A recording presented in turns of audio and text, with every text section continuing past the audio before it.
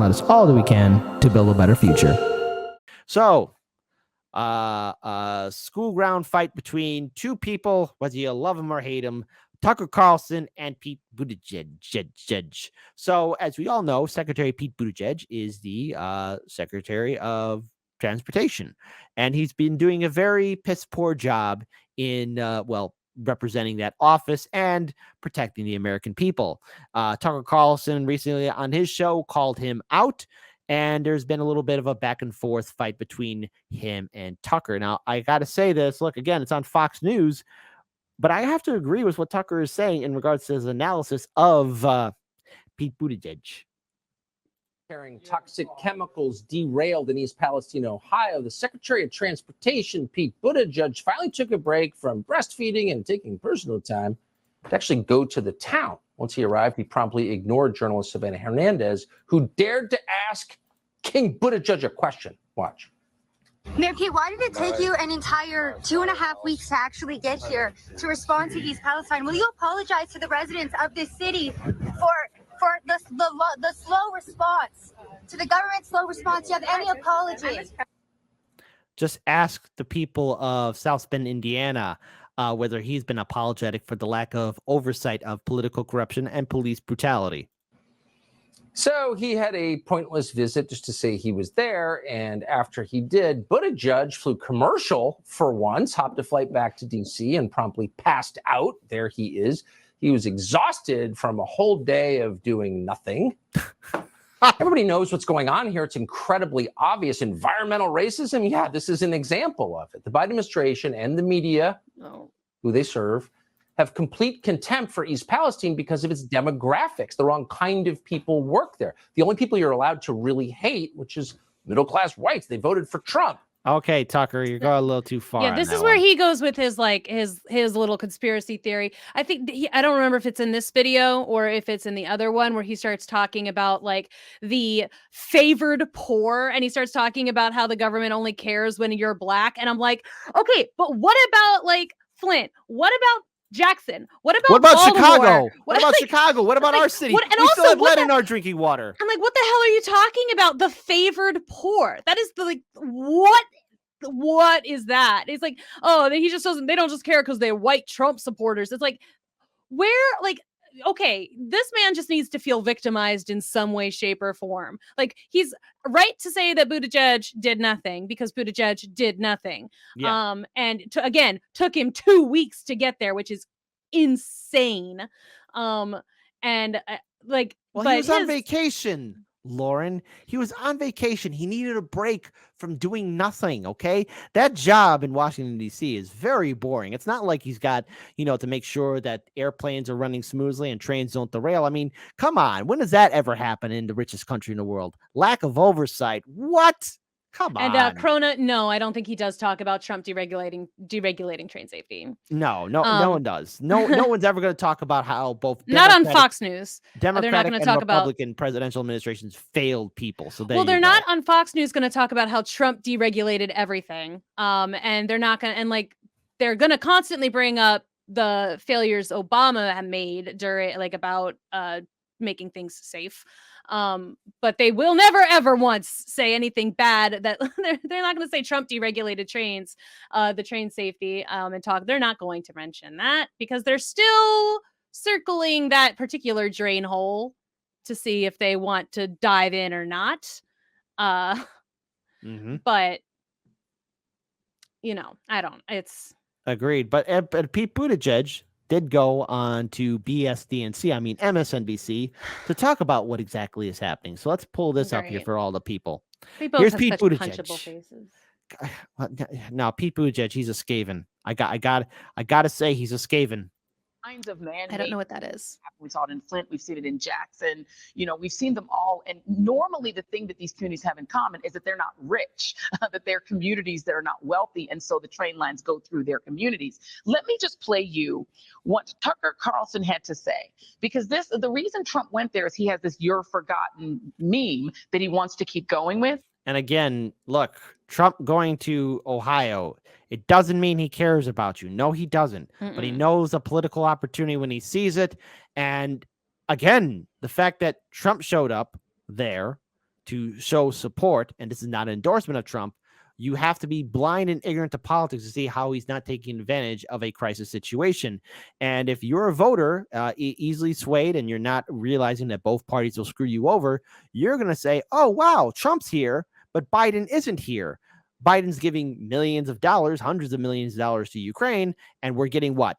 $1,000 if we're still waiting for our $2,000 stimulus check, Democrats. Here's Tucker Carlson adding to that and throwing in the aspect of race. East Palestine is overwhelmingly white and it's politically conservative. More than 70% of the voters in the surrounding county supported Donald Trump in the last election. That shouldn't be relevant, but as you're about to hear, it very much is. Imagine if this had happened in, well, the favored cities of Philadelphia and Detroit. Yeah, their favored cities. Rich or the favored poor, There it is. it would be the lead. But they already are happening in these cities. Yeah. Chicago has lead in its drinking water, plus Lake Michigan is being polluted.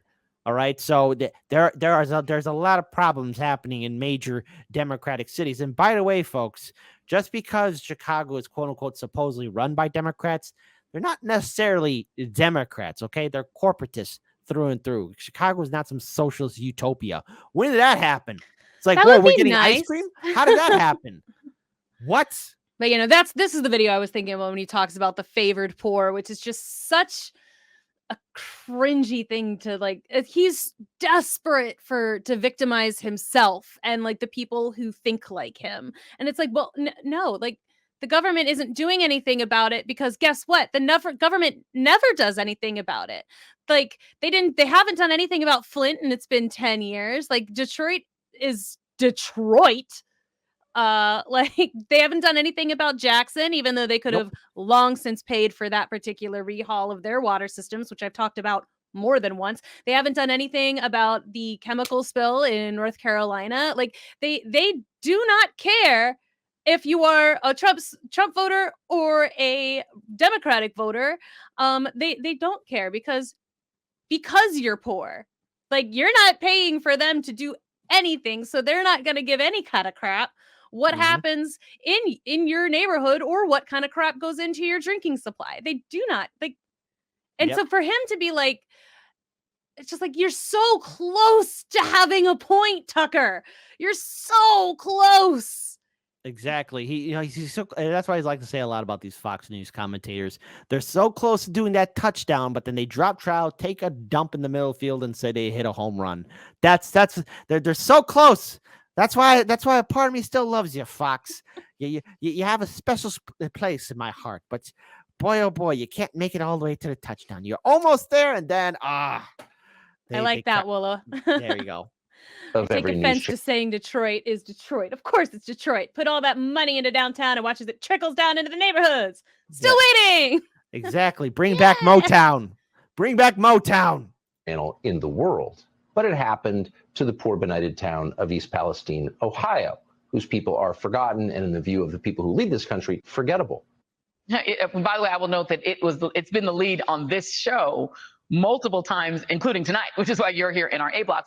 And Detroit is like right near Flint. But anyway, I'm going to allow. Gee, when you guys talk often about Flint, Michigan, when have you done it recently? MSNBC? Hello? This thing on? Do you guys talk about Flint, Michigan? No, probably not. What about lead in Chicago's drinking water?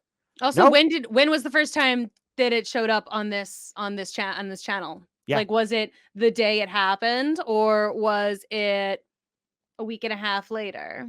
And now they've talked about it twice. Like, when was that? When did they do that? When? Allow you to respond, because this is a meme that keeps people in places like Palestine voting for people like Donald Trump, who then deregulate the train lines that poison them. Your thoughts? I've never heard that anyone describe something like that as a meme. I've never heard the word meme used in quite that way.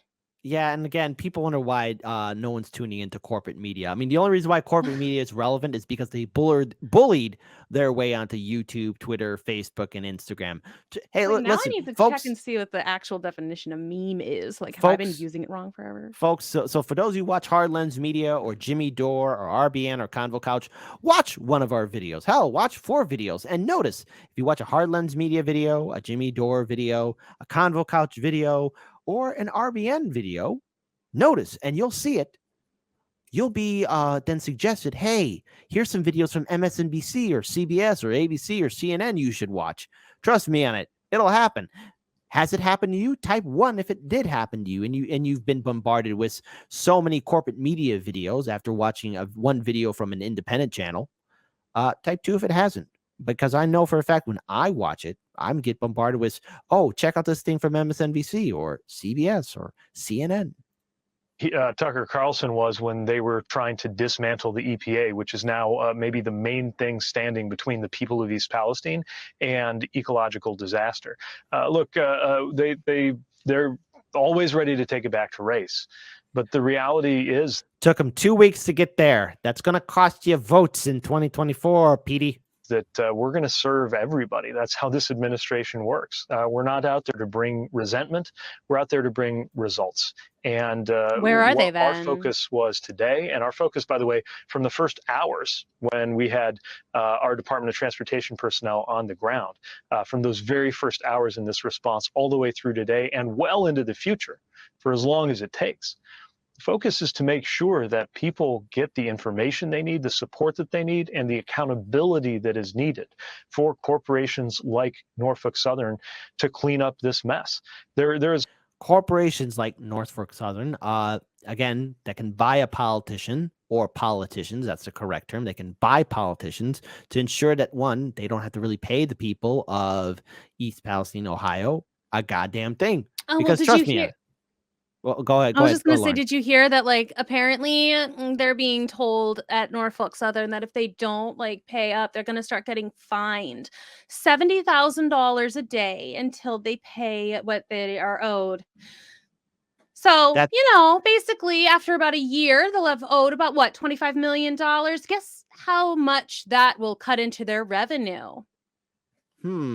How much will that cut into their $1 billion revenue that they're pulling in? Not that much. They'll be fine. They will be still making money. They're not going to, if they are charged $70,000 a day as a fine, and one, where's that money going to go? Not to the people of East Palestine, but like, it's like, like they will pay all of that money and they'll still make a lot of money. Like, you can't, they pretend like these numbers are big and they mean something, because they would be a big number to a small business owner or to a normal person, but they're not. They mean nothing to a corporation like a multi-billion-dollar corporation like Norfolk Southern. $70,000 a day is literal pocket change. Yeah. Again, it's just interesting to see just how heartless these politicians are and how they're willing to lie to the American people on national TV. There's a long pattern of voices like that in the ideological media, let's call it that, trying to pit people against each other, only to turn around and support policies that are especially hard on working class and low income people of every race. Because one thing, how a broken clock is right at least twice a day. One thing he's exactly right about is that environmental disasters tend to happen more frequently and more painfully to lower income communities. That's interesting, because there's this guy named Obama. He was president between 2008 and 2016, and there was this crisis in this place. You never heard of it. It's a place called Flint, Michigan, right? And there was this concern about the water safety, and then he did this also fantastic, putting his little lips and tasting the water there and saying, "Okay, folks, the water's clean, and stop complaining. Go ahead and drink the water. Water's safe in Flint, Michigan. Obama out." That's what happened. All right, so turns out environmental racism was also happening under a quote-unquote Democratic presidential administration. Hell, it was going under even Bill Clinton. So this whole back and forth, PD, what's your response to that? Because that's something people need to bring up. Call that environmental justice, and yet if I use those words, I'm sure he'll be the first one to say that we're too woke to be paying attention to the bread and butter of our jobs. Part of the bread and butter of our job is to keep people safe from being, which you haven't been doing, being harmed or killed, which is what regulation sometimes an unpopular word, is all about. It's what enforcement is all about. It's what accountability is all about. We restored some of that regulation and enforcement and accountability that was stripped away when we got here. I know that's going on the EPA side. That's definitely going on with us on the Department of Transportation side. And we will continue that as long as we have this honor of serving, because what we came here to do is to protect every American, and I mean every American, who comes into contact with our transportation system. And that's a lie, because since then there's been more train derailments, flight delays, and so much more. The safety of the American people is at risk. And let's be very clear here. Again, we're not investing into our infrastructure. We have an antiquated system. Bridges and trains bridges are falling down. We got collapsing dams. We've got here in Chicago, there are so many potholes. It's ridiculous. So here's the thing. Are you doing your job? No, you're not. And these train derailments, well, I hate to be the person to say they're becoming more frequent, but there's a lot of industrial trains rolling through the city of Chicago from up on the north side to the south side, through the west side. And look, these are heavily populated areas. Heaven forbid there's a disaster and a chemical spill that kills or causes health crisis for the citizens in this city or in any city or town in the United States. It is an issue all of us should be concerned about. And so 2024 is going to be a very interesting election year. And as Pete Buttigieg is right now trying to explain his situation, I have to say is, okay, when are you going to go back on vacation, Pete? It's like if they say, eat the rich. Eat the rich, eat the rich, eat the rich. They look so delicious. They look so delicious. They're so fat and succulent. I say we just go ahead and get them. I mean, we're not going to say that, the French Revolutionists had an interesting plan, but they certainly had a plan. That French Revolution was the national razor. Seems like it had a good idea. Chop, chop. So there you go. And by the way, folks, if you haven't had a chance to look into the French Revolution, please do so. You'll learn a lot of interesting facts, and you might find out the story that happened in France those many, many, many, many years ago. And they were many years ago, are shockingly similar to what we're facing here today. Yes, the technology and social environments were different here as there, but it's quite clear that the overall story is the rich had everything and the poor had nothing. So, folks, history doesn't repeat itself, but to quote my colleague Daniel, it sure likes to rhyme. So there you go.